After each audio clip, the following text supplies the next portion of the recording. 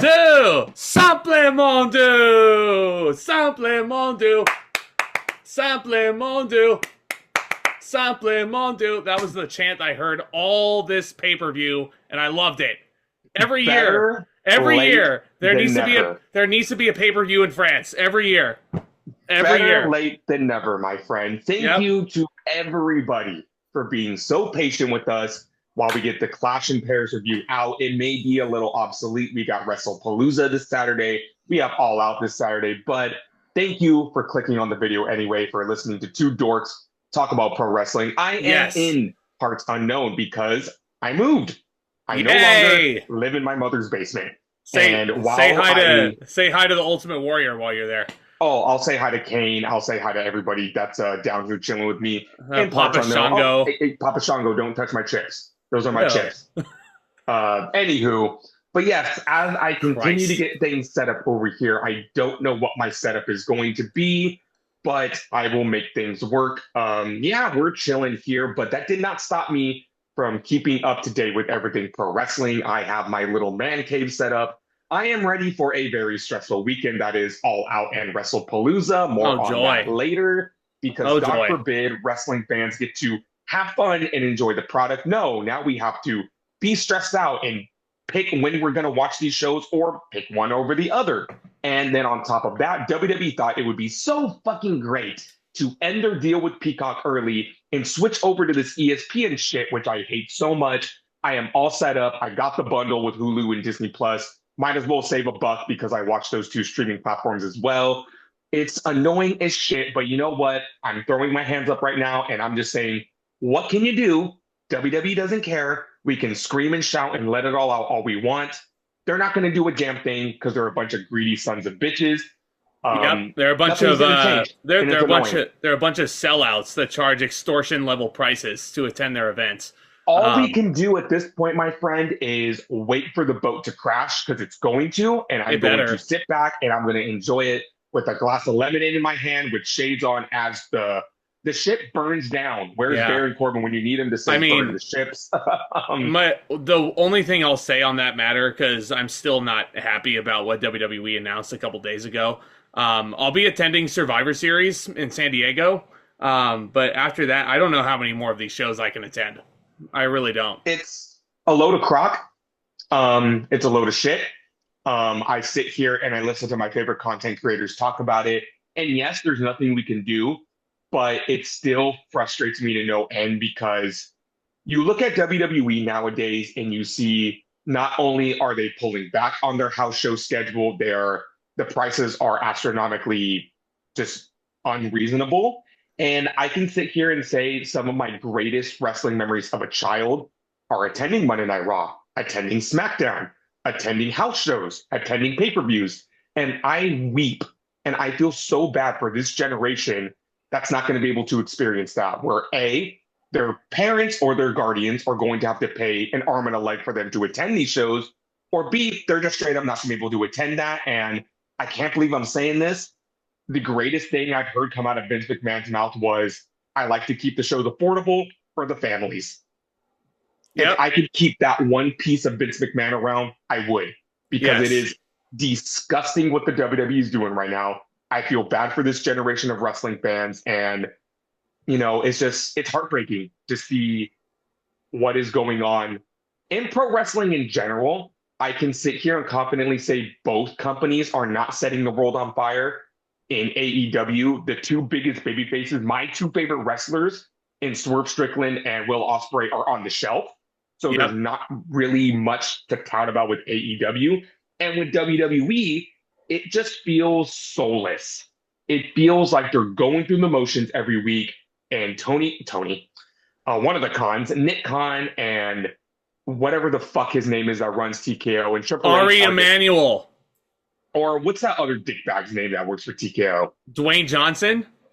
The other dickbag. They're all dickbags. Man. But they're all just sitting there laughing their way to the bank saying, oh, well, it doesn't matter. The fans are going to stick around. It's like, it's bullshit, because I look at the product and it just feels soulless.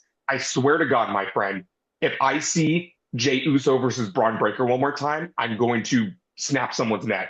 If I see Jey Uso versus Bronson Reed one more time, I'm going to jump off a cliff. It's just getting, it's soulless. The product is soulless right now. The honeymoon period with Triple H's head of creative is over. That's for sure. It is. But that doesn't mean that Clash in Paris wasn't a good show, because I really did enjoy myself. And a lot of what made it enjoyable weren't just the matches, but the atmosphere. The crowd was so on fire the entire night. The set design. Oh my God. You had an Eiffel Tower in the middle of the fucking, the stadium, wherever they were. The Starry Night Vincent van Gogh background, the poster of this show.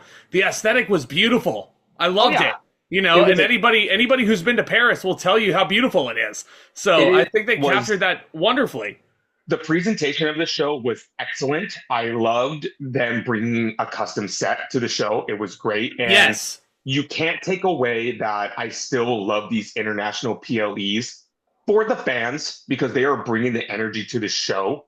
And I thought this was a very solid show, and it really went hand in hand with how energetic the crowd was from the get-go all the way. And there's one match in particular where the fans just had me in stitches with their behavior, because they would just turn it on and off like a switch. Like, they would do a crazy chant, they would take a minute to take a break, and then it would be and right, then would just go right back to it. I mean, here's the thing. I know ever since Triple H took over, I've been saying we need to match their energy. I take that back. We cannot match their energy. No. And I'm tired of the US crowd trying to match our energy. You can't do it. You know what we are here in the States? These international crowds, they are the funny kid in the class, and we are that kid trying to copy their humor, and it's not working. We are that kid that's trying to fit in and be one of the cool kids, like one of the European crowds. Like, we need to bring the energy, but that doesn't mean just copy what France and Puerto Rico are doing. We need to bring the energy, but we need to come up with it in our own way. The only gripe I have about this show, which did have 6 matches on it, it was missing Dominic Mysterio versus AJ Styles in that rematch for the Intercontinental title. And I'm going to say it right now, AJ Styles should have fucking won the belt. Here's the thing. I would agree with you if there was a title change, because we already got that match at SummerSlam, and I thought it would have been pretty pointless to put it on the show again, because, you know, Styles didn't win the title. And I know why Styles didn't win the title, for 2 reasons. Number one, they're doing something somewhat interesting with him on TV, and they want Dirty Dom to be a double champion, and he is, because he just won the mega title championship. Yeah, but he doesn't need to be a double champion. I love Dom, but he doesn't need to hold the IC title anymore. I'm not going to say I disagree, but seeing Dirty Dom with 2 titles just makes me happy for him. It makes me happy for him, but if there was any other perfect opportunity to put the Intercontinental title on AJ Styles, it was in a place like France, where he was over like a motherfucker against Cody Rhodes. It just baffles me. It baffles me. I know AJ has time on the clock. He's got limited time left in his career, but that was the one opportunity to do it. And I will keep my opinions reserved about that until I see what the hell they're doing it with him on TV. So he cut a promo during the commercials that was kind of work shoot, and it kind of has everybody's eyebrows raised with what they're going to do with AJ Styles in this somewhat retirement run. If it's a whole crock of shit and they end up doing nothing with him, then I'll agree with you. But I don't know. I don't trust WWE nowadays, because wasn't I sitting here like 7 months ago saying the reason why Sheamus didn't win the Intercontinental title on Saturday Night's Main Event is because he's going to win at WrestleMania, and how wrong I was there? No. So I don't trust creative as far as I can throw them. Sheamus wasn't on the WrestleMania card either. So no. Shows you how wrong you were. But let's talk about the matches that actually were on this show, because a good majority of them, like, again, the wrestlers are fantastic at what they do in WWE. We start off, you mentioned Bronson Reed earlier. The Tribal Thief is going one-on-one with the OTC, the Tribal Chief, in Roman Reigns. It was built up. We were talking about it at the SummerSlam review. We were wanting Bronson Reed to get this shot one-on-one against Roman, who a lot of people consider to be the Patrick Mahomes of WWE. He's the modern GOAT, you know? But ever since Roman Reigns returned last year at SummerSlam and he turned babyface, like, aside from Paul Heyman turning on him, there hasn't really been a whole lot interesting about Roman Reigns No. and his trajectory. It almost feels like he's coasting. I agree, because I said this during the SummerSlam review. I want some substance from a Roman Reigns, especially as a babyface, and he's not giving me any substance. He's over, of course. I love me the OTC, but I don't see any character development from him. He reunited with the Usos, sure. He teamed with Cody Rhodes, sure, but it's the same attitude, just that we're allowed to cheer him now. And I feel like this match showed a lot, because I was loving the build to this. I love the thought of Roman Reigns sort of having a kryptonite, because Bronson Reed has had Roman Reigns' number throughout this build, stealing his shoes not once but twice, flattening him like a pancake with so many tsunami splashes. And I'm going to go right out the gate and say right now, my biggest issue with this match is I think the wrong person went over. This could have been there it is. Huge opportunity for Bronson Reed. And if the whole point of this faction was to get these two over, these two monsters over, Bronson Reed should have went over, because Roman Reigns is off TV again, filming for the Street Fighter movie. And even though they wrote him off TV in efforts to make Bronson Reed look strong, I think a win would have did better for Bronson Reed's stock, because I can't believe I'm saying this, Bronson Reed is the fall guy in the Vision. And that is insane for me to say. You know how much of a Braun Breaker mark I am. But when Bronson Reed is the bigger dude of the group, and he's the fall guy? Are you kidding me? It doesn't make any sense. At that point, like, if you want to keep both Braun Breaker and Bronson Reed strong, do what the internet is saying. Like, add a fourth member to the Vision. Have it be someone like Ethan Page, who doesn't necessarily need to win a lot. Ethan Page is still going to be over on his own, being a little chicken shit heel. Like, you know, if he and Seth Rollins are like bosom buddies or something, and he's always the guy, if he's like the Alex Riley to Seth Rollins' Miz, then that's fine. You know what the Vision needs? They need them a JD McDonough. Mm-hmm. Look at JD McDonough in the Judgment Day. That's what Ethan Page. That's what Ethan Page should be. So he never wins any one-on-one matches. He's always the fall guy. He takes incredible bumps, but JD McDonough is a solid hand. And if JD McDonough wasn't in the Judgment Day, he would be floundering. So McDonough has his spot in the company, and he is flourishing with it. The Vision needs a JD McDonough. Yep. And I'm still proposing Ethan Page. Or even a Ricky Saints.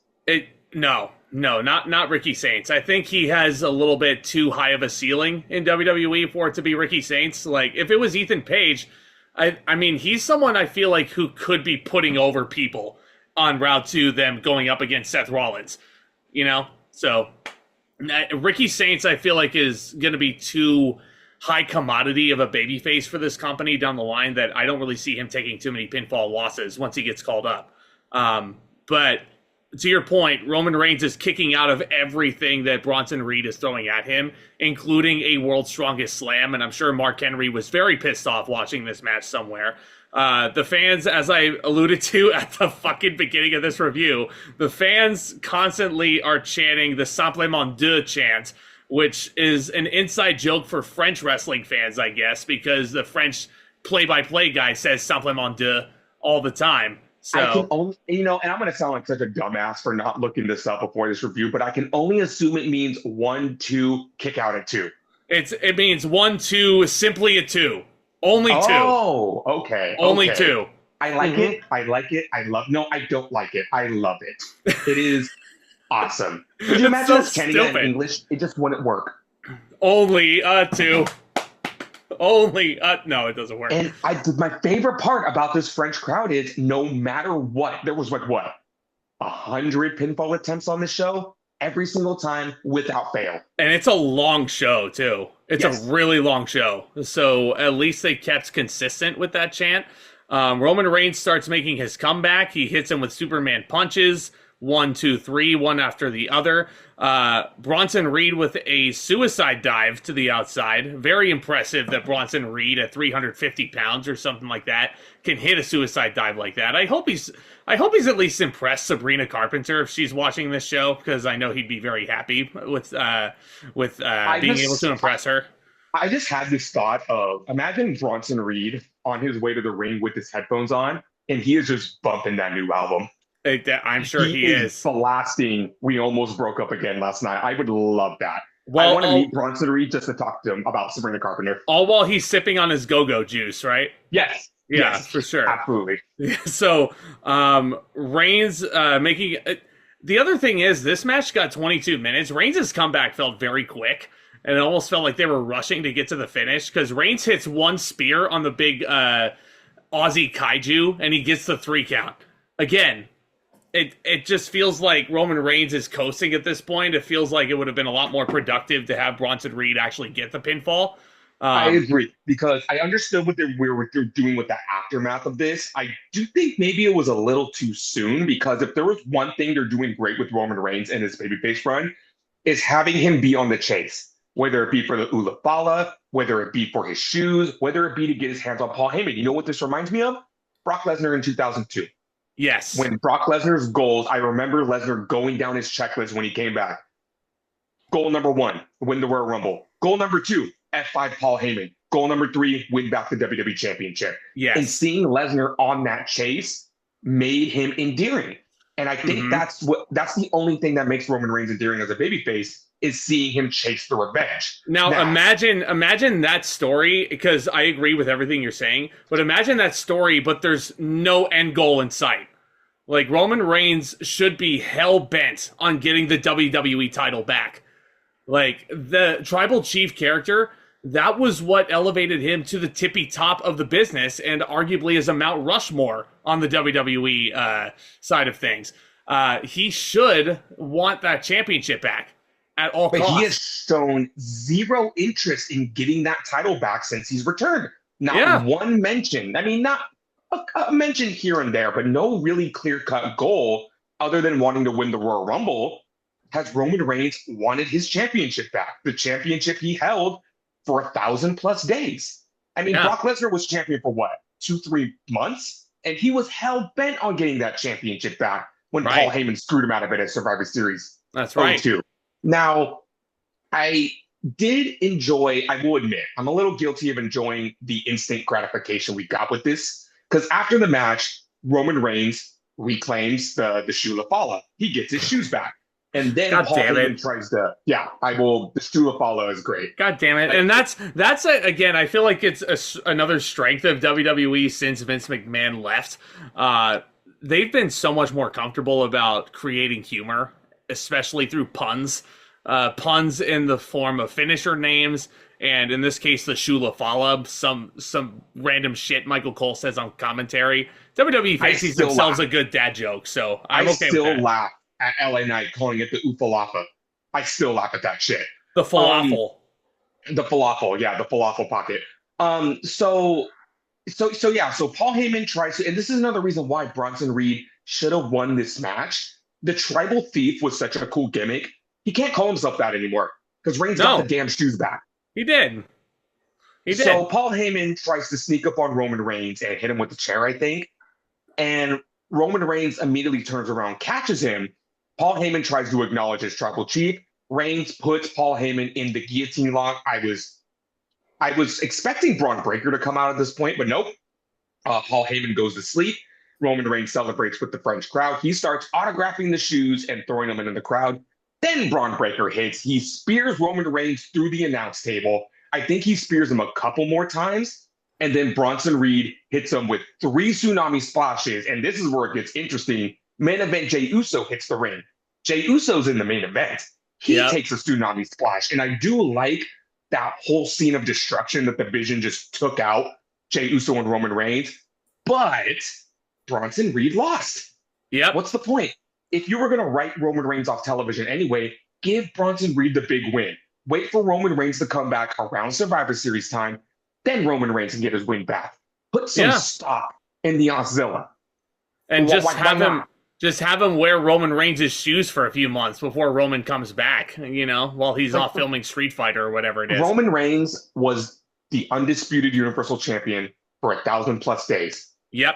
And can take a loss.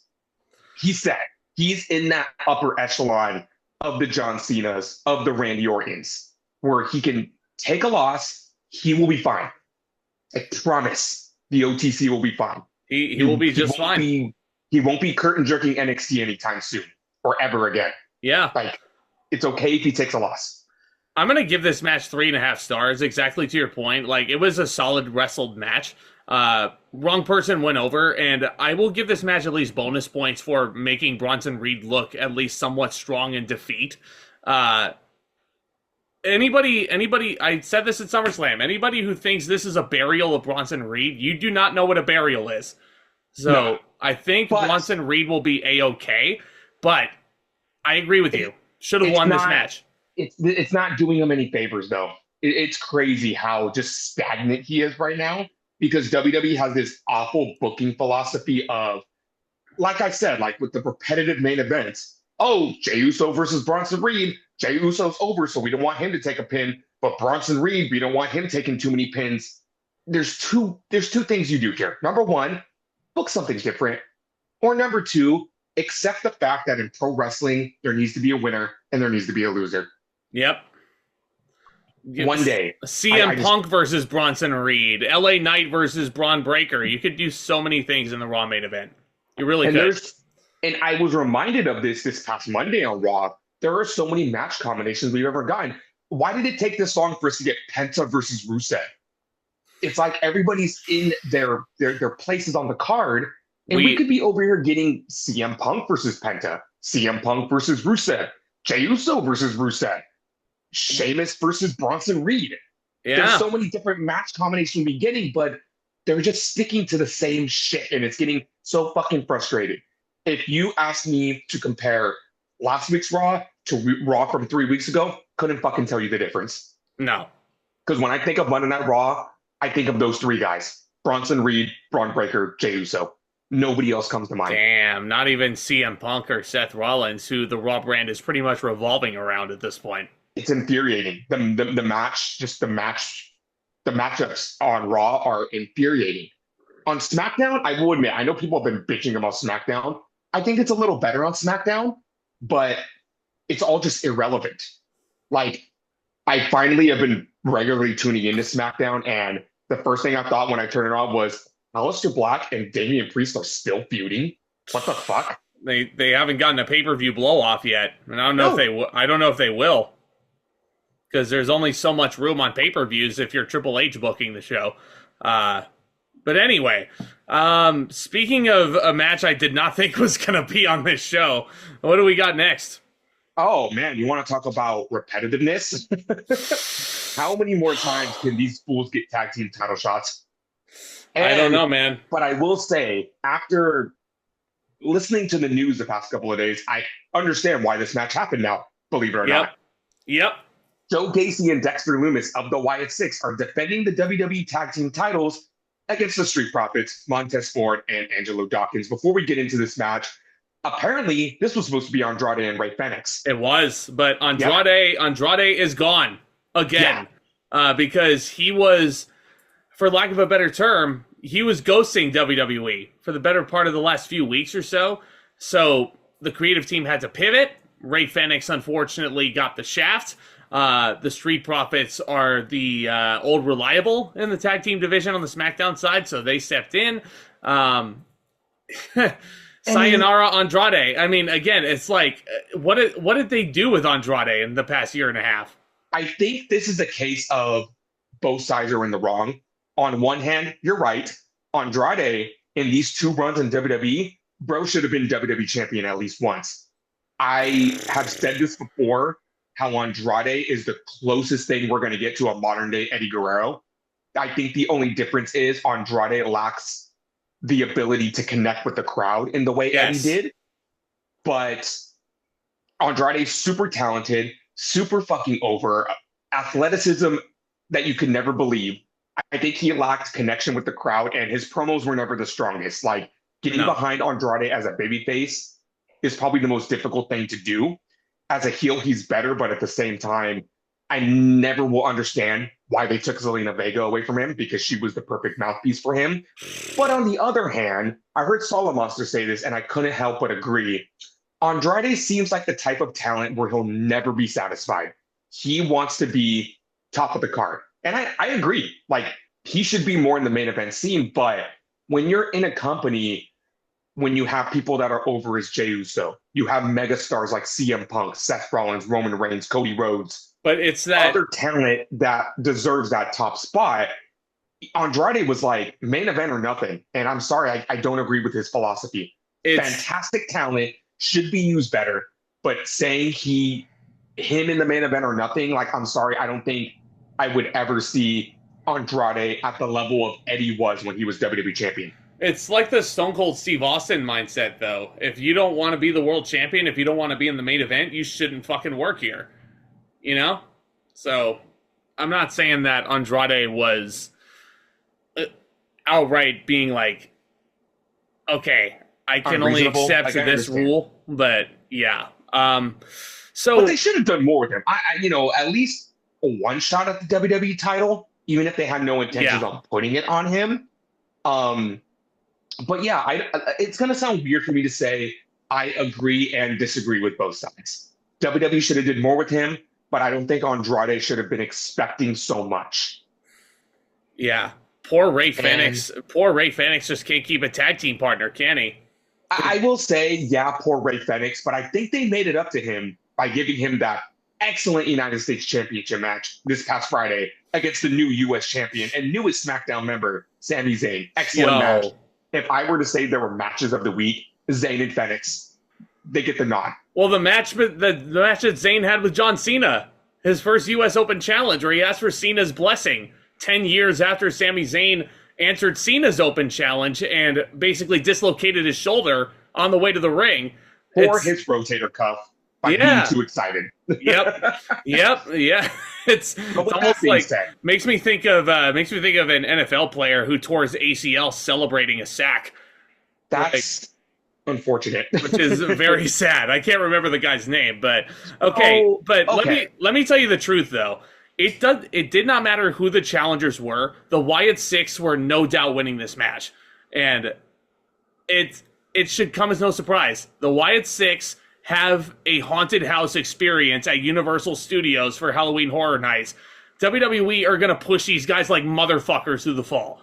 And it's about fucking time. Now your next step is to get Bo Dallas into the main event. Like his brother. Because your leader has to be like the nuclear option. If he's just sitting there on the outside, just like watching his two, I'm not going to say mediocre wrestlers, because Joe Gacy and Dexter Lumis are definitely a very good tag team. But Bo Dallas is your star. Like, he is who this faction revolves around. I have to say it. I need to see more from Bo Dallas before we just put him in the main event scene. I need to see more from him. So give him more matches. He hasn't gotten anything. I mean, he's only been the manager, hasn't he? I wouldn't be against Bo Dallas answering an open challenge from Sami Zayn. Just for him to fucking lose? I'm not going to say that, but that's an option. Put the U.S. title on him. I mean, if we are trajectorying Sami Zayn winning the Royal Rumble and winning the WWE Championship possibly at WrestleMania, the U.S. title has to go somewhere. And, I mean, I don't fucking want to see that shit go back to Solo Sikoa or not even Jacob Fatu. I think Fatu's past that shit. I say, why not Bo Dallas? Put a little more gold on that team. But I will say, even though you said it best, Street Profits are all reliable, I don't necessarily believe this match needed to be on pay-per-view because we've seen it so many times. But I do notice WWE's ability to be able to pivot. And now we're getting a little bit of that Bray Wyatt influence on the Street Profits, because before we go into like the meat and the potatoes of this match, Wyatt Six retained.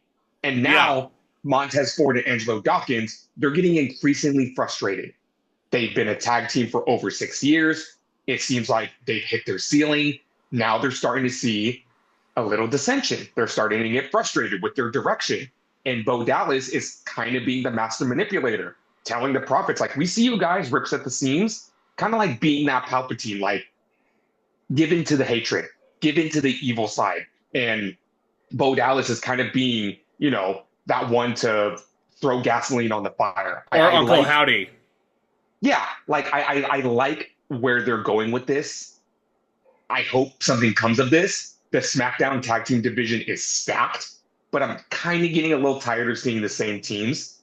I want to see Penta come to SmackDown, form the Lucha Bros, get something new out there, something fresh. Jeez, yeah. I mean, and also the Wyatt Six are a stable. So any team that goes up against them is going to feel like they're completely underpowered against these guys. They have, I mean, the Street Profits have BFAB in their corner, but Nikki Cross is over there doing her crazy thing. The Vintner, Eric Rowan, is also getting involved. But the big difference maker is Bo Dallas, ironically enough, hitting a Sister Abigail on Montez Ford. And then Joe Gacy hits the Plague. Loomis and Gacy hit the Plague, suplex into a powerbomb, but it's a pretty cool tag team finisher. Yeah, and they retained that move. Yeah, the Plague is a great move. So yeah, I mean, the Wyatt Six retained because obviously they have to. Universal Studios will not allow them to lose while their haunted house is there. Not only that, like, do we really see any purpose on putting the tag titles back on the Street Profits? If you're trying to advance them towards a split up or something more interesting between the two, putting the titles on them is not the way to go. No. I mean, like, my pitch would be to do exactly what you were saying. Have the Wyatts go through pretty much every tag team on SmackDown, DIY with an interesting story between Gargano and Dexter Lumis, Motor City Machine Guns in a good match. What other fucking team is on? Fraxium. I think they could get a good match out of Fraxium. I mean, vice versa. I want to see the Wyatt Six versus Pretty Deadly, just to see Pretty Deadly get fucking scared of him. I mean, that would be more of a comedy feud than anything. But have it all build up to where Penta does move to SmackDown and the Lucha Brothers are the ones to take the belts away. I'm all for that. Like, I'm down, because then you get Lucha Brothers versus the Guns, Lucha Brothers versus DIY, Lucha Brothers versus the Street Profits, like, if they have it broken up by that point. So, because you understand what I mean, like, as excellent as the tag division is on SmackDown, it's felt like just a revolving door between DIY, the Profits, and the Guns just trading the tag team titles. It's like when the Profits won the tag team titles back, like earlier this year. I'm just like, why are people so excited about this? Like, I fucking forgot about that. Yeah, we've seen the Profits beat tag champs so many times. It's a revolving door. Yeah. Let's have them do something new. Ford. Let's have them do something new. Yeah, props to Dawkins and Ford. They just felt like that whole shit with Bobby Lashley was such a fucking flop, and they were pride. The Pride. They were never officially called that. It doesn't give the Pride. Bobby Lashley's out of their here. stable name. Not really. They were never fucking called that. The Pride. But they were just put through the creative ringer of like, okay, we're going to throw you a Bobby Lashley. You're heels. Oh, wait. The fans just don't like booing Bobby Lashley. So you're faces again. Nope. Oops. Bobby split. I can't boo Bobby Lashley. I can never boo Bobby Lashley again. Like, I mean, shit, look at them in AEW. It's like, we're going to beat the shit out of every wrestler you love. Yay, we love you guys. We hurt people. Yay, we love that you hurt people. But no, apparently on Dynamite, Benjamin and Ricochet, they bald people. No, Shelton Benjamin's not bald. Ricochet is Did you hear the crowd? They were saying that we bald people. We bald people. And you know what else they were chanting? Everyone's bald. Everyone's bald. Everyone's bald. We bald people. We bald people. Wrestling fans are fucking nuts. Ricochet is the only bald wrestler that's ever existed, so I don't know why they would chant that with Shelton Benjamin in the ring. I'm going to be giving this match 3.25 stars. I thought it was entertaining enough. I mean, I love that this was on pay-per-view. I mean, I'm going to sit here and disagree with Tomas. Like, you cannot just hope to develop as an over superstar if you're not on pay-per-view and you're only on television. That's all I'm saying. Yeah, I mean, if the Profits do split up, it was a good 5-year run with them as a tag team. Fuck it. Let's have them go on their own. See what they can do. I just fear, you know what my motto is? Don't sleep on Dawkins. No. I hope they don't sleep on him. Who would be the heel between those two? Oof. Probably Dawkins. I would love to see Ford be the heel, but I think he's a little too over. I think Ford would be a better heel. Like, in a Street Profits blow-off feud, It's Like, just scary because you might be pushing yourself into a JTG versus Shad situation. you You know might what I be. mean? You And might I would be. hate to see that because I loved both JTG and Shad. Yeah, But what do they Crime do when Time they're was only awesome. Crime yeah, Time what do was they awesome. do? What do they do in their only pay-per-view match? Oh, the wrong guy went over. Yeah. Or how about or they turn JTG heel and him be a little chicken shit and have Shad Gaspard be the one beating the shit out of him. Yeah. So that's what I'm pitching. Don't turn Dawkins heel because you're basically getting another Crime Time blow-off feud. Yeah. So, because Dawkins is the brute between those two. He is. He is. But anyway, you are so looking forward to talking about this shit. I'm really not. I'm really not, unfortunately. And I was someone who was actually sort of looking forward to this match because I was like, oh, it's a match we've never seen before, I guess. And the fact that we did not get Stephanie Vaquer getting her women's world title shot on this show as promised at Evolution, which is, perfectly valid reason because Naomi is pregnant. So congratulations to Naomi and Big Jim. I mean, he could have just done the Io Sky Stephanie Vaquer match here, but I guess the creative team forgot about it. Instead, you get Becky Lynch versus Nikki Bella for the women's Intercontinental title. Oh boy. And am I the only one that doesn't give two flying fucks in a flying saucer about Nikki Bella in any way, shape, or form? Have the floor. Have the floor. I don't get it. I don't get it. I 100% do not get it with her. She is not a good wrestler. She is mediocre on the mic. I do not understand why her and her sister are so famous. I don't give a flying fuck about the Bellas. Oh, but I don't care. Yeah, but I don't care. But Total Divas. Nikki's not a bad, yes, she is. She is. E Entertainment. You are seriously going to sit there and tell me, and I knew this was going to happen when Nikki announced her return to WWE. You are seriously going to put her in the same company with people like Rhea Ripley, Charlotte Flair, Io Sky, Stephanie Vaquer, Julia, Becky Lynch, Lyra Valkyria, Bailey. You're going to put her in the same company as those and expect us to believe in a million fucking years that Nikki is going to match them? She was really bad in this match. Becky Lynch tried her best. Here's what I will say. The mainstream appeal of the Bellas, I can't really dispute. I'm not going to sit here and say that I fully get it. And knowing, here's my other thing though. Knowing what Nikki Bella has gone through in her personal life since she was inducted into the Hall of Fame, it's downright disturbing. And I'm pulling for her as a person to get out of that hole. She is. Oh yeah, I would never want her to in a dangerous position. No, yeah, fuck Artem, but she is a good TV presence. I think as someone who watches reality television, I saw her on The Traitors with Boston Rob and Tony Vlachos. I thought she did pretty well in that regard. But as a pro wrestler, still never really clicks for me. Never clicks for me. I people like to say oh, what about her match with Ronda Rousey? I'm like, I think Ronda Rousey fucking carried her through that match. Even though Ronda Rousey is a horrible human being. Oh, 100%. Yeah. Like the fact that Ronda Rousey has to carry you through a pro wrestling match is absolutely insane.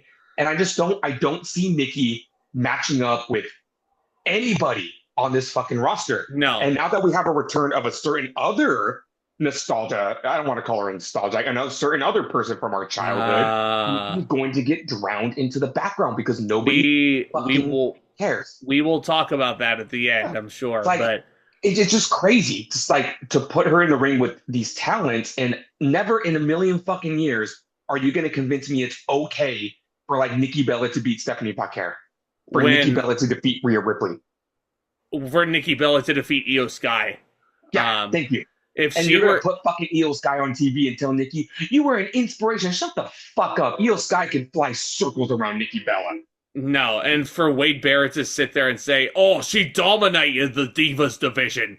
And she dominated the Divas division. Divas. Not much to dominate. Yeah, not much to dominate when Vince McMahon does not give a flying fuck about the women's division. Also, it's easy to dominate a division when Beth Phoenix realizes there's no competition for me here. I'm just going to hang it up. I'm going to call it a day. For AJ Lee to hang it up and say, you know what, I've accomplished everything I needed to. I'm going to call it a day. And we have not seen AJ Lee since then, and we probably never will see AJ Lee again. Wink, wink. But anyway, Nikki. The most egregious thing was Nikki going for a disaster kick, and there was like an entire football field of distance between her foot and Becky Lynch's head, and poor Becky still has to sell it. There was nothing beautiful about this disaster, and you hit the nail right on the head. It was a fucking disaster. Yeah, Nikki applies a fearless lock submission. What's so fearless about it? And what's so fearless about that lock? You got me there. I don't know. The fans are booing because they see that Nikki Bella is kind of a bad wrestler. I mean, Becky Lynch tried. She tried to get a good match out of Nikki.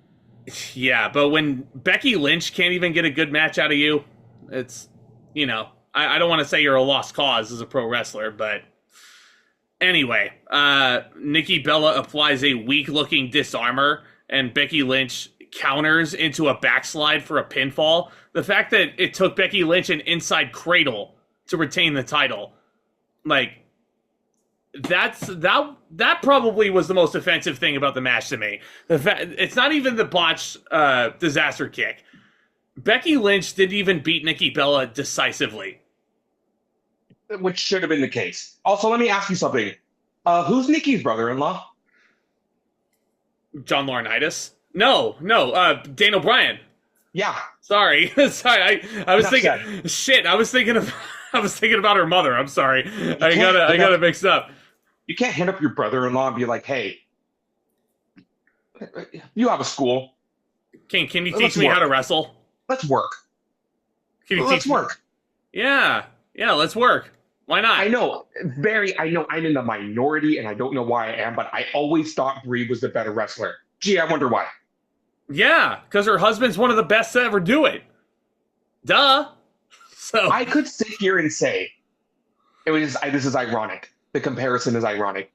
That Nikki is the John Cena of the female division. But that would be an insult to John Cena, because you know what John Cena does, and we're going to talk about that a lot in his match? He adapted. You look through his career, and you see that there was a point where he got stagnant, he got comfortable. But then as the years went on, and you go through that period where everybody's about the indie wrestlers. Kevin Owens is in, Sami Zayn's in, Shinsuke Nakamura's in, Bobby Roode's in. And you know what John Cena did? He adapted to those motherfuckers. Said, you want me to wrestle AJ Styles? Fine, I'll start hitting code reds. You want me to wrestle Kevin Owens? Fine, Hurricane Ranas. Cena adapted. Want me to start wrestling Shinsuke Nakamura? Okay, fine, I'll beat the shit out of him. Yeah. You want me to wrestle? Let him drop me on my fucking head. Yeah, you want me to wrestle Sami Zayn? Fine, I'll go ahead and pay homage to Edge and hit a spear. Ironically enough, John Cena's former fiance, she might have done fine on the Traders, but if Nikki Bella were to ever go on Survivor, I feel like she would be one of the first ones voted off because she would not be able to adapt. So yeah, that's my advice to Nikki Bella. If she wants any chance of surviving in today's WWE, learn to fucking adapt. Yeah, this match go ahead. You know who else is on that roster that's like one of your best friends? Natalya. You should be having 6-hour conversations with Natalya every day. And Natty is fucking killing it with this new gimmick, the legit fighter that she has. Like, how come we don't see that on Raw every week? Naughty Natty. I love Naughty Natty. Naughty Natty is awesome. I want to see more of that. I love what Greg is calling her. He's calling it her side gig. TCW, AAA. Naughty Natty is great. Yeah, so this match gets a 1 3/4. This was not very good. We literally got this over Io Sky and Stephanie Vaquer. Which is going to be a fucking banger. We'll get it at WrestlePalooza, but it's just crazy to me that they had a Battle Royal at Evolution, gave Stephanie Vaquer the win and the big championship match on this big PLE, and they're like, nah. Or they just forgot. Like, Naomi was pregnant. She didn't break her neck on a freak accident in the ring. She didn't get, she's not sick. She was pregnant. I'm sure they knew about it way before she announced it. Naomi worked that SummerSlam match while she was like 5-6 weeks pregnant. So WWE fucking knew. They fucking knew. The only thing I can think of now that they were like, you know what? This WrestlePalooza pay-per-view's coming up. It would be a lot more attractive if we just crowned a new women's champion on that show. Or they just were irresponsible and forgot. But nowadays, it's hard to tell. Yeah, so anyway, let's talk about a great match. Let's get right down to it. I've been so stoked to talk about this feud, and I finally get a chance to. Breath of fresh air on these pay-per-views. Yes.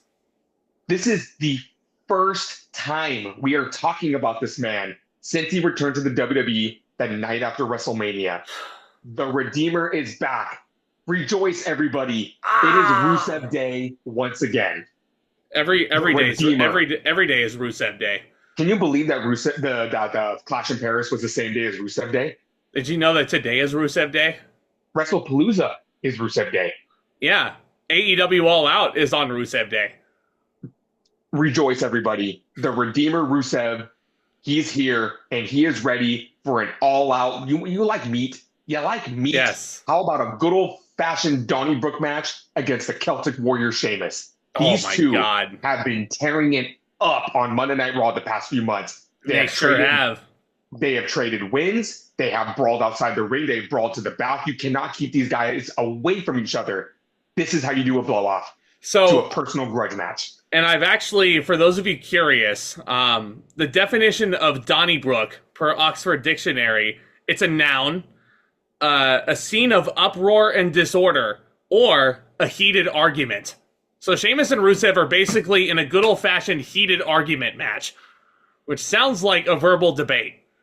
But there was nothing verbal about this thing. These guys tore it up.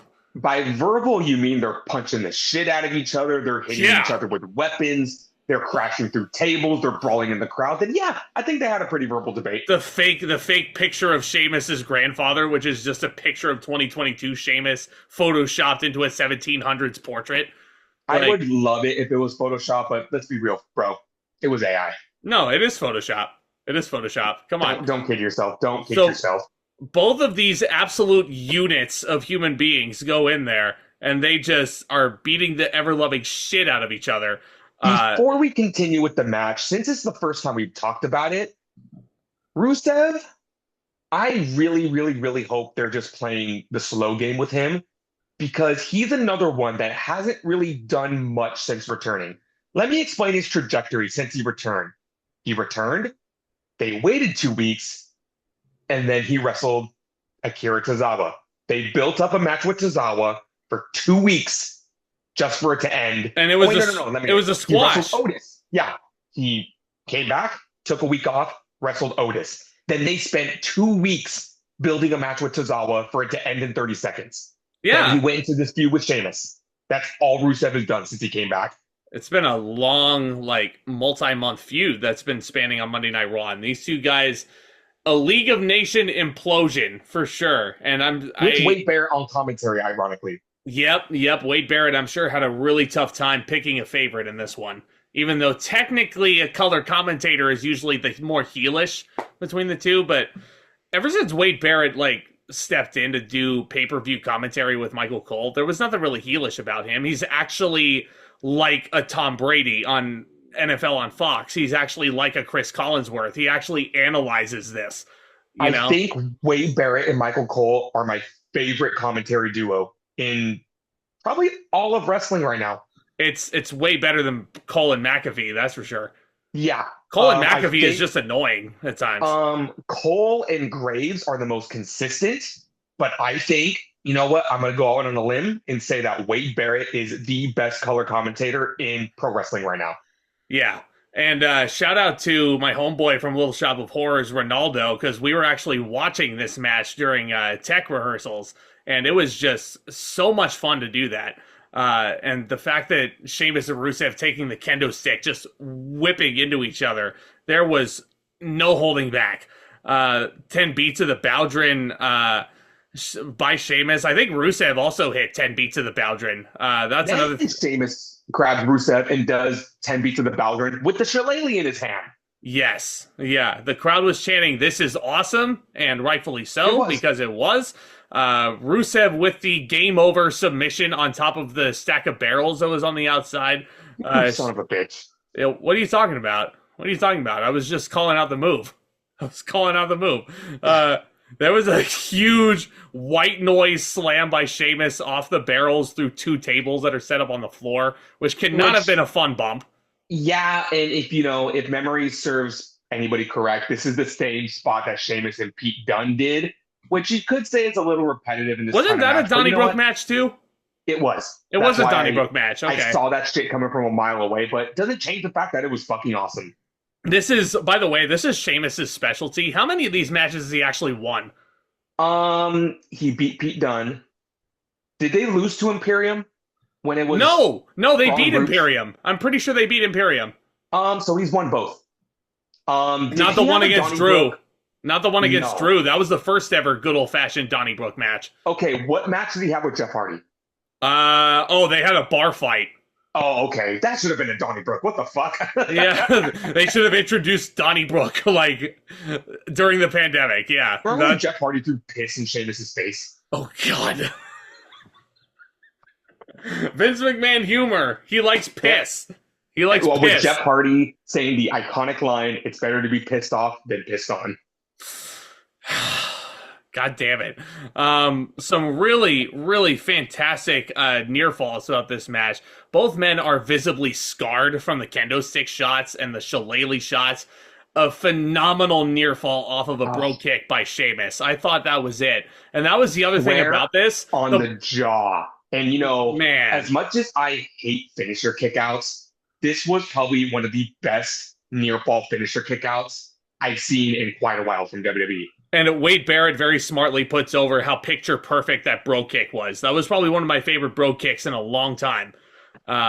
Sheamus, the fact that this is his first singles match on pay-per-view since the Gunther match, that's egregious. Sheamus is way too fucking consistent. He's way too fucking good to not have one-on-one pay-per-view matches. So please give this man more. If you would have told teenage me in 2009 that Sheamus is going to be one of your favorite wrestlers in like 15, 16 years, I would have called you crazy. Because Sheamus was green as grass. And now he's, again, you said it, you hit the nail on the head. He is probably the most consistent worker in WWE right now. Yeah, I remember when I was criticizing the hell out of him for kicking Jeff Hardy's tooth out of his head. And I was in the building for that. How irresponsible it was. Love this shit. See, you go back and you listen to interviews from like Kofi Kingston, John Morrison. They both said the same thing. Sheamus isn't trying to hurt you, but he's stiff as fuck. And if you're going to wrestle Sheamus, you have to be stiff right back to him because he ain't going to let up. The Bulgarian Brute certainly brought it. He fires right back with a Machka kick.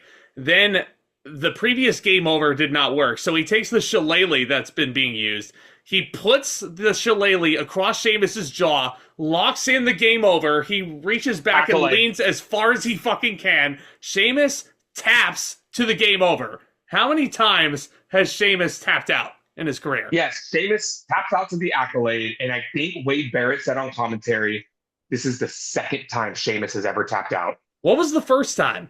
That's a good question. I'm gonna fact check this while you talk about this match. This match was excellent. This match was a breath of fresh air. This is stuff that I want to see on pay-per-view. As street fights go, or these type of street file style matches, it could be by the books. You have your usual suspects, your steel chairs, your kendo sticks, your barricade spots, your announce table spots, huge spot off of the barrel going through the announce table. But this is one of those instances where you just need to sit back, relax, and enjoy the destruction. And that's exactly what I did. I'm going to give this match 4 stars. This was excellent. I'm going 4.25. I really enjoyed this match. And to confirm, the first time Sheamus tapped out was on March 22nd of 2021 to Bobby Lashley. Oh, that makes sense. Yeah, that was 2 weeks after Lashley became the WWE champion. I'm only assuming that Sheamus tapped out to the full Lashley. Like, that's the only thing. Also, huge major props Rusev got the win. Like, if Sheamus would have won, I wouldn't be complaining or anything. But you want to talk about momentum? Yeah. Rusev getting this win. Oh, it's huge. Again, it's huge. And I know Dominic is the Intercontinental Champion. Heel versus heel doesn't always work, but you gotta somehow fit Rusev into that picture now. Bro, Rusev as the Intercontinental Champion having a Dominic Gunther-like run. Maybe not as long as Gunther had it, but if Rusev holds that IC title for a good year, like that only elevates the mystique of him. And being the final boss in the mid-card for a little while, yeah, I think that's a great spot for Rusev. When Rusev came back, I had the mindset of, and of course, it didn't happen, and that's okay. Like, taking a loss to Sheamus, that's cool. Like, you could lose to worse. I just want them to recreate Rusev in his 2014 run.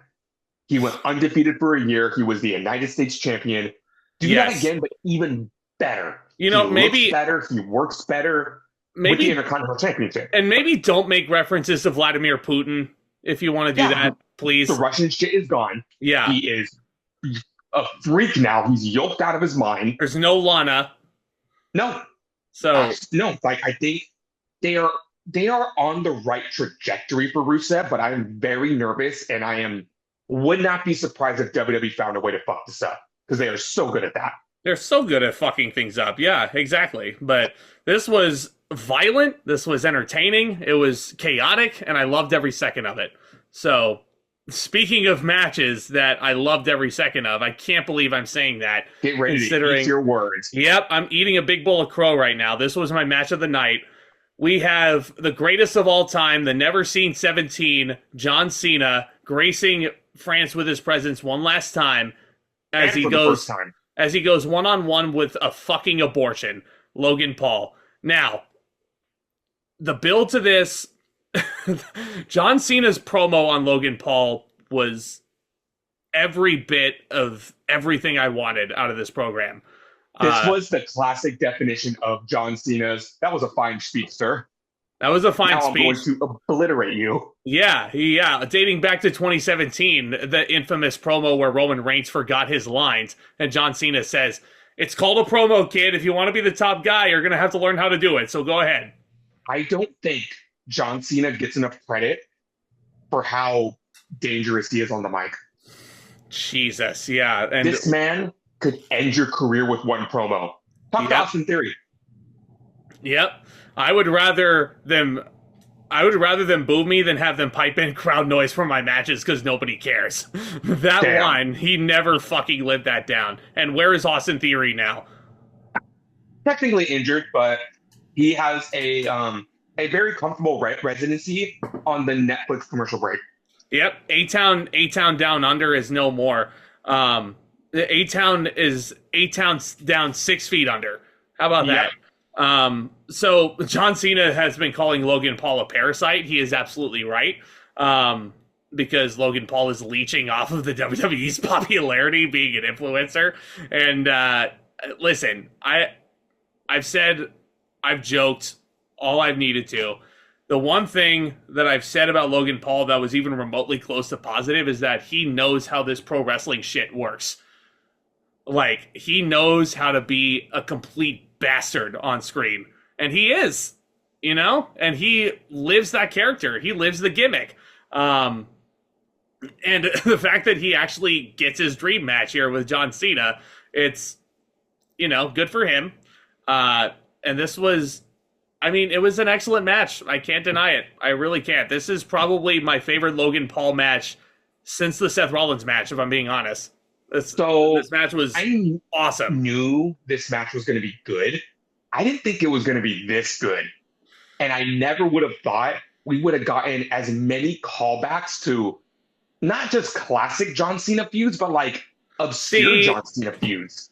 And another thing that John Cena said in his promo was that it makes him sick that he has to be dealt Logan Paul when he wants to work with guys like AJ Styles, Jacob Fatu, Dominic Mysterio. Probably won't be able to on this run because of this Logan Paul match, and because he has to deal with a almost registered sex offender at WrestlePalooza. So there you go. Yeah, more on that later, but These are the callbacks we got in this match that I never would have thought.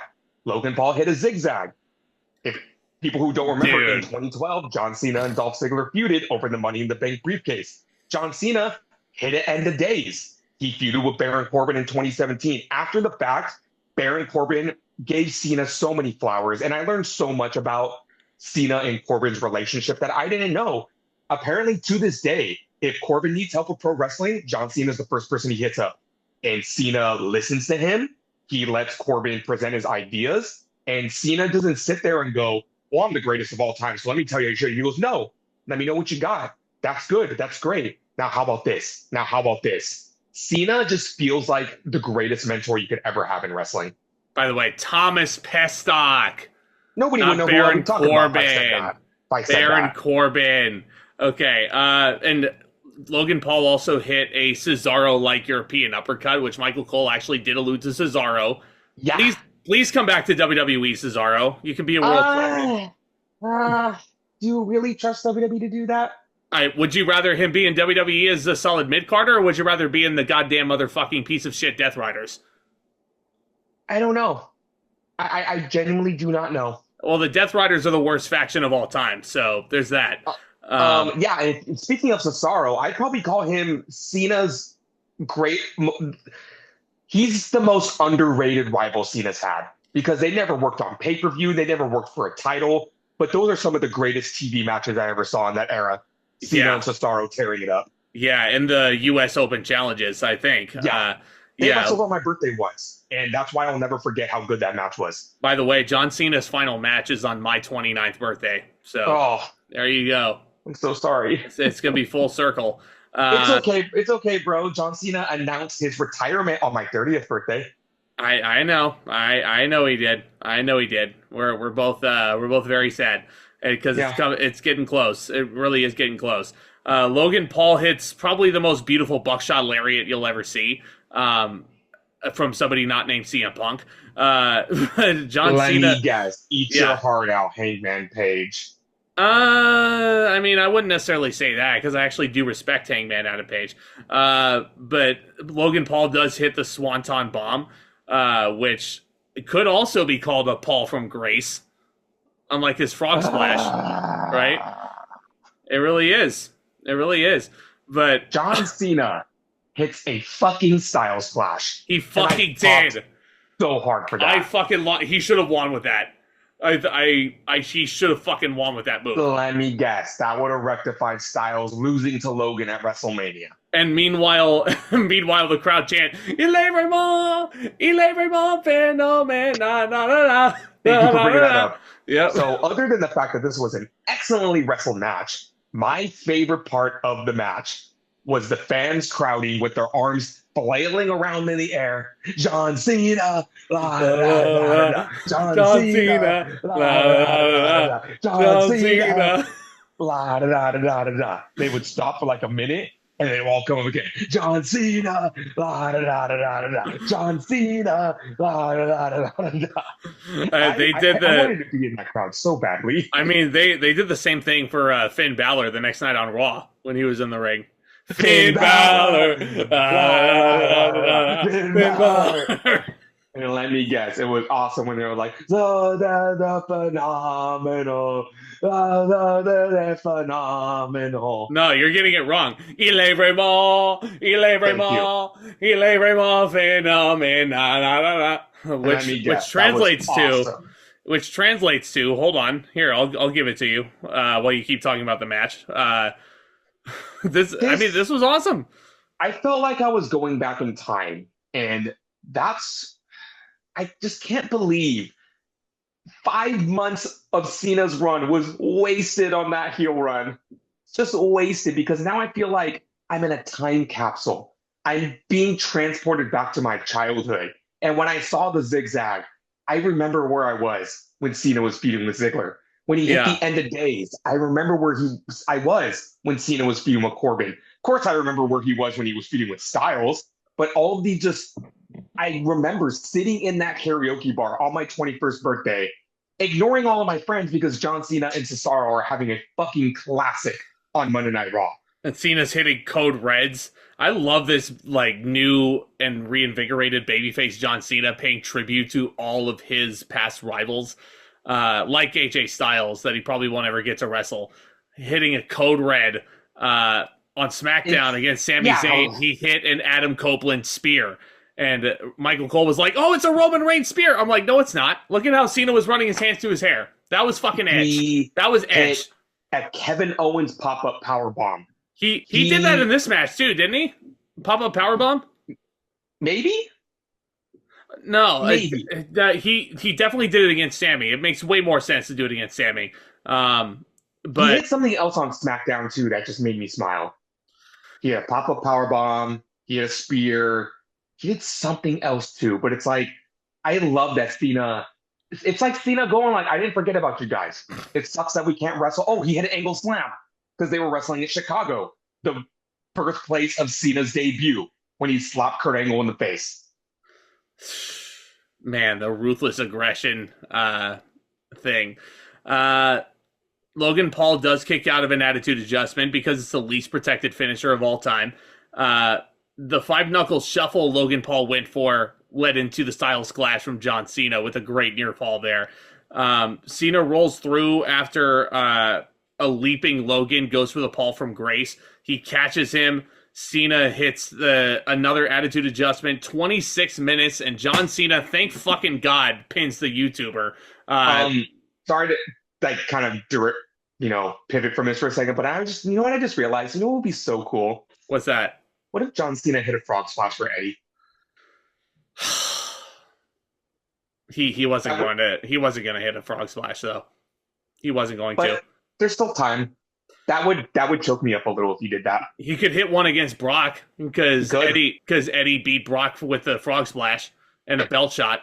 So this was my match of the night. This was excellent. This was so fun to watch, and that's all I want from the rest of John Cena's retirement run. I want to have fun. And It was after this match, it's starting to creep in. John Cena's almost done. He's almost done. John Cena's almost done. And he can't have retired without at least apologizing to the kid that he called out in Belgium. And that kid was sitting in the front row. John Cena gives him a big old hug. And then his wife is sitting next to that kid. John Cena gives her a big old kiss. And people on Twitter were like, "Oh, he turns heel on this kid, then he starts kissing his mom." I'm like, you guys are so stupid. That's John Cena's wife. Well, to be fair, I had no clue Cena was even married until he did that. Oh no, I knew that. I knew he's been married to that woman for like at least a couple years, at least. Wow. Yeah. Cena's very good at keeping that under wraps. He is a very private individual, and I kind of respect him for that. Very unrelated, but if you guys have not watched season 2 of Peacemaker, watch it. It is hilarious. Hey, would you be intimidated by an animal that calls himself Eagly? No, I would not. That's a horrible name for an eagle. It is a horrible name. Yeah. And I guess it's a good segue, because if you're going to be like me and you're going to be depressed after John Cena retires, go watch Peacemaker, and I think you're going to get all the Cena charm you could ever want. Yep. I'm going to try my best to keep up with Cena's movies after he retires, because Cena's stuck with me for the rest of my life, whether he wrestles or not. I think when Cena retires and he's a full-time actor, I think that's going to make me more sad than The Rock doing it. Yeah. Because I feel like after that, I'm going to be very protective of Cena, and if anybody talks about him as an actor, I'm going to be like, nope, that man will always be a pro wrestler first. Yeah, and at least we weren't blindsided by the fact that Cena was leaving for Hollywood like we were with The Rock. The Rock just disappeared after 2004. So, at least we know it's coming. At least we know what to expect. Anywho, I know we're having a good time here, but now we have to not have a good time and talk about the fact this Saturday at WrestlePalooza, John Cena will be going one-on-one with Brock Lesnar, and it feels like Brock Lesnar's just here to fuck everything up, isn't he? Hey, John, I'll see you at WrestlePalooza, bitch! Lesnar, you're no Okada. Just gonna say that now. God, yeah, no, he's far from Okada. The guy's a fucking sadist. I'm torn. I don't like Brock Lesnar being here. I can only pray they have a fun match at WrestlePalooza. But if Brock Lesnar could just fuck off after this match, I would really appreciate it. Well, you know he's not going to. You know he's not going to. Ruined that United States title match last week on SmackDown. It infuriates me how the fans are just letting him back in with open arms like nothing ever happened. I don't need Brock Lesnar in my life. If he shows up in San Diego for Survivor Series, I'm just not going to react. I'm just going to sit there and just let him come out. 20 plus years of Brock Lesnar memories. I don't need any more. I don't. I really don't. I would gladly trade Brock Lesnar never coming back to pro wrestling forever in exchange for 3 more years of Cena.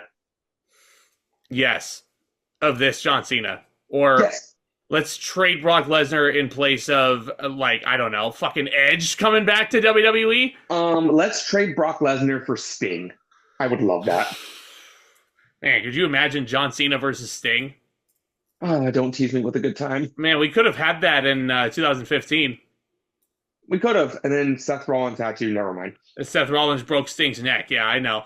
But John Cena, yeah, it's going to be a sad, sad time. I'm hoping at least for a fun-ish match, and I'm hoping Brock just does an exhibition squash John Cena. I don't fucking know who this man's last opponent is going to be, because it doesn't seem like it's going to be Drew McIntyre, because John Cena is just going to be on Raw for the rest of the run. That was his last SmackDown appearance. He already wrestled CM Punk. I don't see it being AJ Styles, but it could. I would fucking love. I would love for that to be AJ Styles. I mean, AJ Styles retiring the Undertaker and John Cena. Yeah, that seems reasonable. Can I play pretend for a second? Yeah. Let me just preface this by saying I know this isn't going to happen, so you don't have to tell me that. I know for a fact this will never, ever, ever happen. But Solid Monster brought up this point, and if I was in a perfect universe where anything was possible, I would love this. John Cena's final match is going to be in Washington, D.C. Oh, I know it's not going to happen. It's not going to happen. I know where you're going with this. I know where you're going with this. In my wildest dreams, I would love for it to be Batista. Oh, yeah, not so big, Dave. I know it's not going to happen. Batista's no longer in ring shape, and he has no intention on becoming ring shape ever again. No. The most I can hope for is I hope Batista's there. I hope he's sitting in the crowd. I hope he shares the ring with Cena one last time. Because that'd be cool. This is insane. I know people are going to be like, what, are you insane? But Cena and Batista, that was my Hogan and Warrior. That was my Rock and Austin. I would love to see them share the ring one last time. Yeah. Yeah, that'd be fucking awesome. If we can't have Edge, Batista might be the next best thing. Because the only thing that's really missing from the Cena retirement tour is Adam Copeland. It is. I would love to see an interaction between Cena and Kurt Angle. That would just be poetic.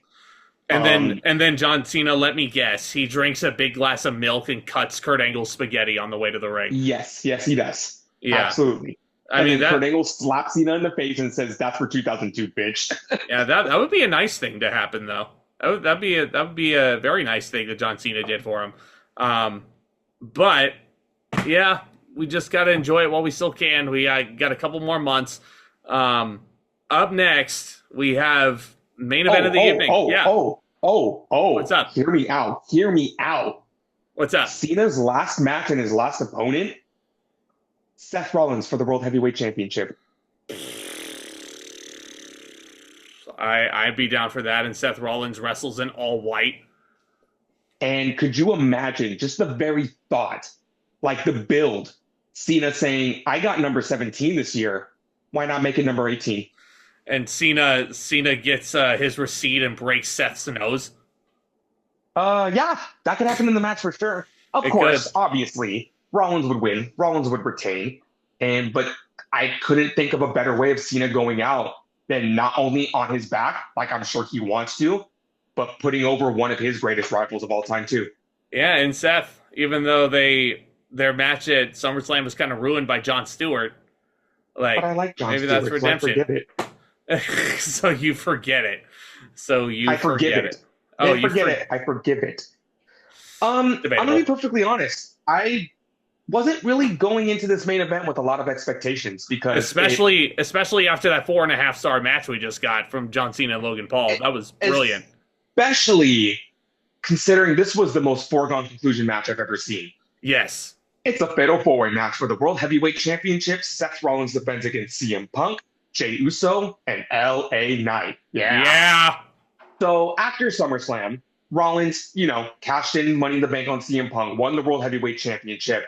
But of course, they have to bring up the fact that LA Knight beat Seth Rollins at Saturday night's main event.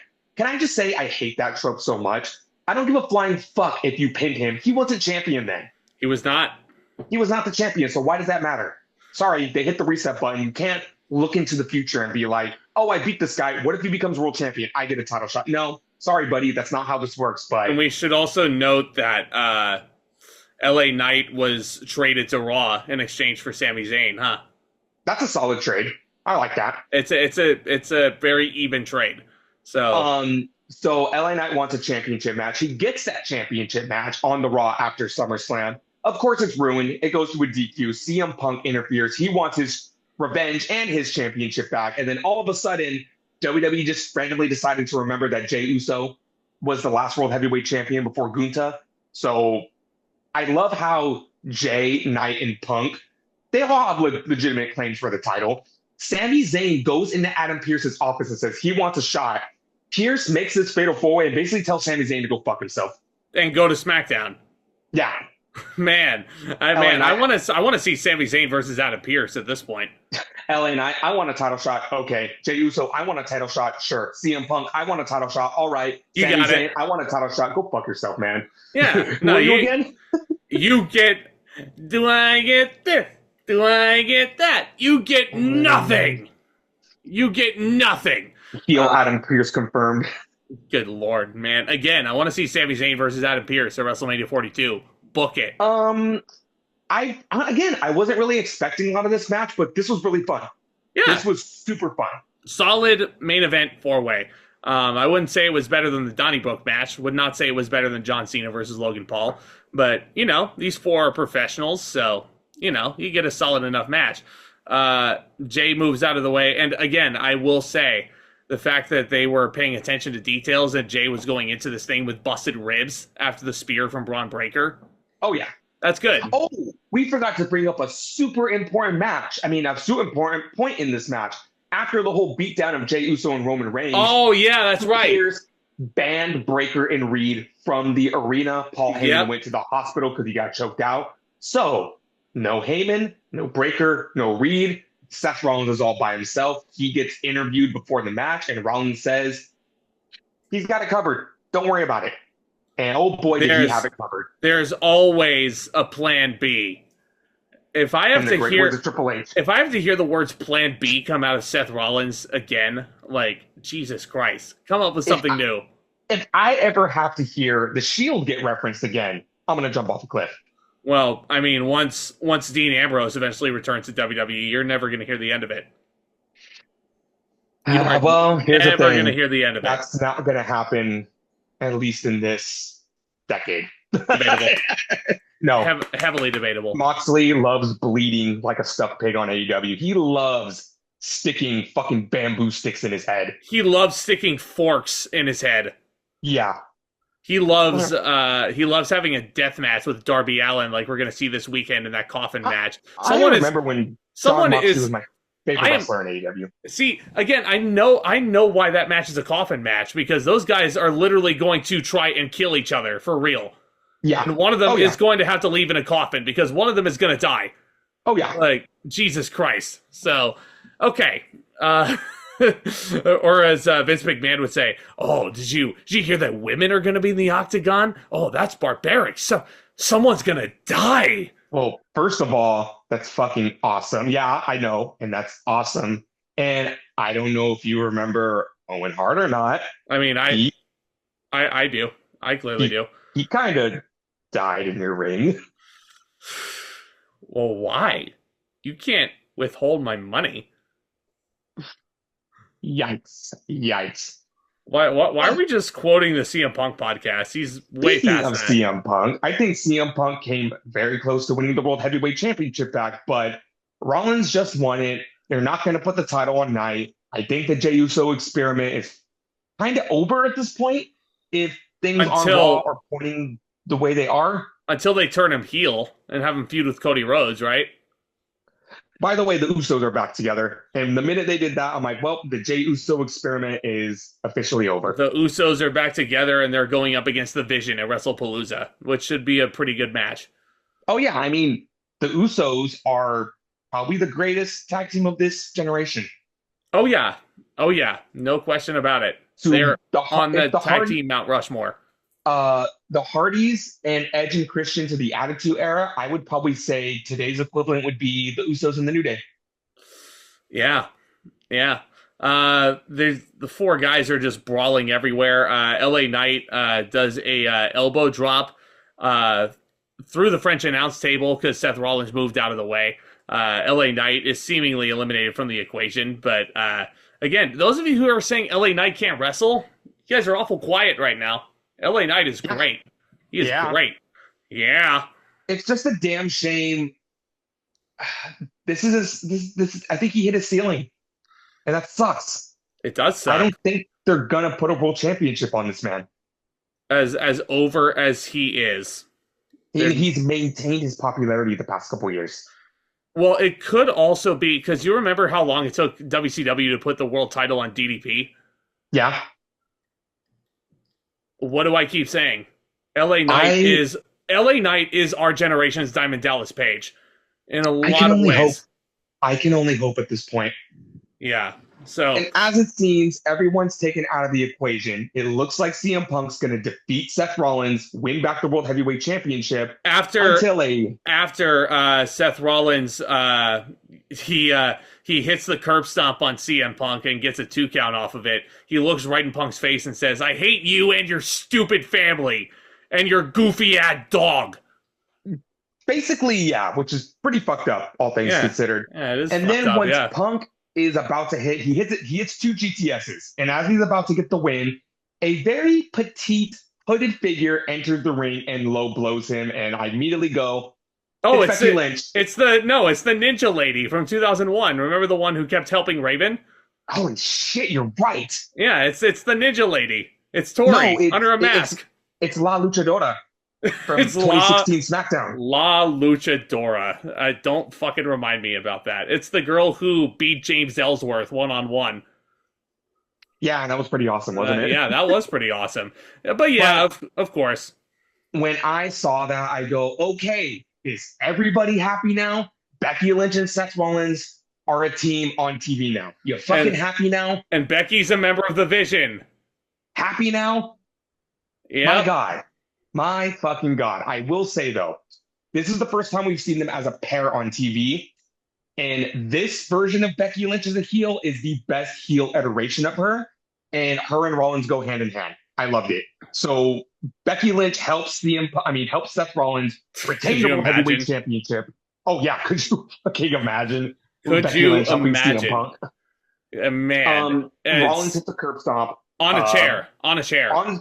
Rollins retains the World Heavyweight Championship. By pinning Punk.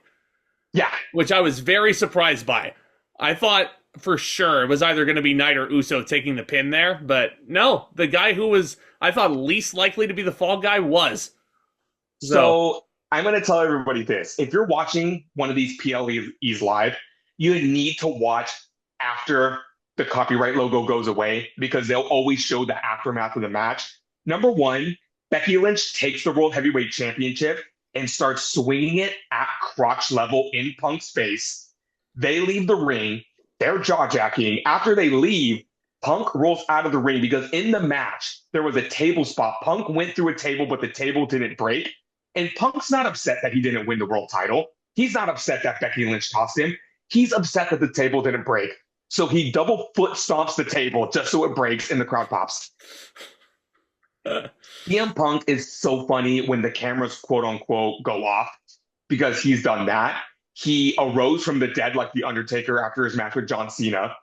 And he likes to make snow angels. And in AEW's case, he got knocked out at the end of a collision, and he laid there for like 20 minutes. They were taking apart the ring, and he was still there. CM Punk's just funny. He's just funny, man. Yeah. This is from Mindy's Bakery, by the way. It's a really good place in Chicago if you like baked goods. They're only open. They're closed on Mondays, though. Let me guess. What kind of business is closed on a Monday? This is bullshit. Who closes their business on Mondays? Drew McIntyre is the greatest heel of all time, and he's challenging Cody Rhodes at WrestlePalooza for the WWE Championship. WrestlePalooza! Cody Rhodes is back on TV, by the way. This match was good. I'm going to give it 3 3/4 stars. Me too. Very solid, very fun. Me for too. A foregone conclusion match, it delivered. I don't want to say the finish was shocking, but it was really cool. And the first thought I had after Seth Rollins and Becky Lynch left the ring, I was watching this at a buddy's house, and I turned to him and I go, you know what? CM Punk has a wife too. Yep. Just saying. Not with like the full on, like, it's going to happen, it's going to happen. Just putting it out there in the universe. Like, hold on. Subtly. Hold on. I was texting you after that show, and you were like, well, you don't know that. You don't know AJ Lee's coming back. It could be. All I said was CM Punk has a wife too. Right. You know, just like with the thought in the back of my mind, like, it might happen, it might not. And what I've said, if AJ Lee wanted to come back, she was going to come back. And I kept telling, I told you, and I told Jacob, and I told Ronaldo, I told everybody who would listen. I was like, there's no more perfect time for AJ Lee to come back. And if it's not her, number one, we know the answer. So we got to stop bugging her about whether or not she is retired. But number two, if it was anybody in Chicago that came out other than AJ Lee, like if it was Rhea Ripley, for example, teaming up with Punk, the crowd would have booed poor Rhea Ripley out of the building because she's not AJ Lee. They would have booed poor Bayley out of the building if it was her. So on the Raw after Clash, CM Punk and Becky Lynch had a one-on-one face-off, and Becky Lynch paintbrushed the fuck out of CM Punk with the whole idea of, I can hit you all I want, and you can't put your hands back on me. She motorboated him. What are you talking about? She did everything to this man, all because CM Punk couldn't do anything back. And all CM Punk said was, you're going to regret putting your hands on me. He goes to the back. He asks Adam Pearce, where is SmackDown? They couldn't have just run this on Raw in Chicago. This is the only thing about this that bugged me. It bugged the fuck out of me. SmackDown was in Chicago. Friday Night Raw. Yeah, that's basically what it was. And, you know, I get it. We live in a day and age where nothing is a surprise anymore. I just wish they wouldn't have given it away. That's just me. I know. Hang me, lynch me in front of everybody. But other than that, I thought this was executed perfectly. They did another one-on-one standoff between Punk and Lynch. Lynch once again motivated Punk with Seth in the skybox. Yeah, and CM Punk even alluded to it. He said, "I could have asked anyone in the back out there to help me. I could have asked Rhea Ripley. I could have asked Bayley. I could have asked Stephanie Bacare. I could have asked anybody, but I would never lay my hands on a woman. I know somebody who would, though. And for the first time in 10 years, Little Miss Crazy is back. AJ Lee has returned to the WWE. Same theme song, same ring attire, yoked out of her mind, and she just casually skips around the ring, gets in the ring, and beats the shit out of Becky Lynch. It's been over 10 years. AJ Lee's last matches were in the Bay Area over WrestleMania weekend in 2015. And when she came out, it felt like I was living in a time warp because she looks fantastic. Looks like she has not aged a single day over 10 years. She skips down there and she is having a stare down with Becky Lynch. And immediately I'm thinking, okay, number one, this is awesome. So awesome to see AJ back. CM Punk was smiling from ear to ear like I've never seen that man smile before. His heart grew 3 sizes seeing his wife come out to that big reception. I'm going to be that guy and say, this wouldn't have hit the same if this was an AEW. No fucking way. Would not have hit the same. It would not have been as surreal as it is right now. So how crazy is that? That showdown happens, and then the following Monday on Raw, AJ Lee comes out, explains her absence away from the ring. It's confronted by Becky Lynch. Oh, also AJ Lee stole the Women's Intercontinental Championship. That was pretty awesome. And she said she got healthy, she got treatment, she went to therapy, and the crowd was cheering for that. And AJ very adorably says, "Yeah, therapy! Cheer for therapy! Yeah!" And that led to the crowd chanting therapy, which I've never heard before in my life. Becky Lynch demands her Intercontinental Championship back, and then AJ Lee says, "Okay, here are your options. A, you can come in here and I beat the shit out of you again. B, I will give the championship back, but you have to agree to a mixed tag match at WrestlePalooza." So the match is set for this Saturday. CM Punk and AJ Lee versus Seth Rollins and Becky Lynch, the first husband and wife versus husband and wife since Bryan Danielson and Brie Bella versus the Miz and Maurice at Super Showdown 2018, I want to say. I think it was Hell in a Cell. Hell in a Cell, thank you. Yeah. Danielson and The Miz fought in that horrendous match at Super Showdown. It was a minute and a half. Hell in a Cell 2017. So the first time in 8 years we've gotten a husband and wife versus husband and wife match. Which I think is going to be great. And it is confirmed. It is official, as Adam Pearce likes to say. AJ is signed full-time with World Wrestling Entertainment. It's not a one-off. So I'm very thrilled about that. No, because think about this. Everything that AJ Lee is what people assume that Nikki Bella was. AJ Lee is the trailblazer. Michael Cole called her the original chick buster. She held that Divas title for fucking ages in 2013 before she retired. And when that was going on, the Divas hadn't been given a chance yet. You didn't have Charlotte Flair on the main roster. You didn't have Becky Lynch on the main roster. You didn't have Mercedes Moné on the main roster. Women did not have Elimination Chamber matches. The Women's Royal Rumble match didn't exist. Women were not main eventing pay-per-views. So when AJ Lee retired, and she thought that was it. But now she's seeing all these opportunities. Royal Rumble match, Elimination Chamber, maybe Hell in a Cell, main eventing WrestleMania. The Women's Intercontinental Championship, matches, the Women's World Championship. Matches with Becky, matches with Charlotte, matches with Io Sky, matches with Stephanie Vaquer, a match with Roxanne Perez, which is all but confirmed. It's a fucking inevitability because Roxanne Perez is AJ Lee's adopted daughter. A match with Rhea Ripley. That match already. No, she is. I'm sure Cora Jade feels very bad about being released now. It's so fucked up that they released Cora Jade. I'm going to be perfectly honest. Was AJ Lee the greatest women's wrestler of all time? Honestly, no, she wasn't.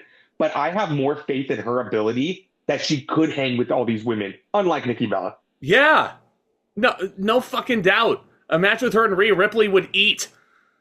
Also, don't say anything bad about Nikki. She will talk about you on her podcast. Yeah. Enough about that, but I'm very happy to see that AJ Lee is back. WrestlePalooza card for now is sitting at 5 matches, otherwise known as Hunter Hearst Helmsley Special. You have that mixed. No, it's 5 right now. You have the mixed tag, Usos against the Vision. You have Io and Stephanie Vaquer, Cena and Lesnar, and Cody and Drew for the title. I was looking. My eyes playing tricks on me. I could have swore I saw a 6 match. I only see 5 right now. It should be Julia versus B-Fab for the United States Championship. No, that's a SmackDown match, unfortunately. I just want Julia on pay-per-view. Is that too much to ask for? Only when she loses the title to Jade Cargill. That'll happen. That'll happen. I don't want to go off on a tangent, but leaving it at that, I'm going to give Clash in Paris a 7.75 out of 10. I'm giving it an 8. I'm going 8. The Women's Intercontinental Championship match and the tag team title match, even though it was fine, I don't think, I feel like the overall card needs to be solid to amazing for it to get that 8. I thought this was a very solid show, a very fun show with a fantastic Cena Logan match and a great Donnybrook match. Also, the opener, I don't want to say it under-delivered, but could have gotten a little more from that. So 7.75 out of 10, like a solid B+. I'm going to give this show. Okay, yeah, for sure, for sure. Love the aesthetic. You got to have a French pay-per-view every single year because I got to hear the Simplement Deux chants every time. But And yeah, let me guess, AJ Styles should be booked on all of them. yes, and he should have fucking won the Intercontinental title in Paris. I'm still bitter about that. But again, I'm gonna hold off on that. I'm gonna see where the story goes. But for right now, in a vacuum, I'm still bitter, so it's okay. Ladies and gentlemen, thank you again so much for your patience. Hit that subscribe button if you're new. Tap that thumbs up. We got the WrestlePalooza review coming up. We got the All Out review coming up. It's going to be a busy-ass weekend. I'm probably going to be watching some of it backstage while I'm working Little Shop of Horrors. Yeah, I mean, it's a lot of wrestling. Train never stops. Nope, and it's a crazy, in the great words of Ozzy Osbourne, we're on that crazy train, and I don't want it to stop.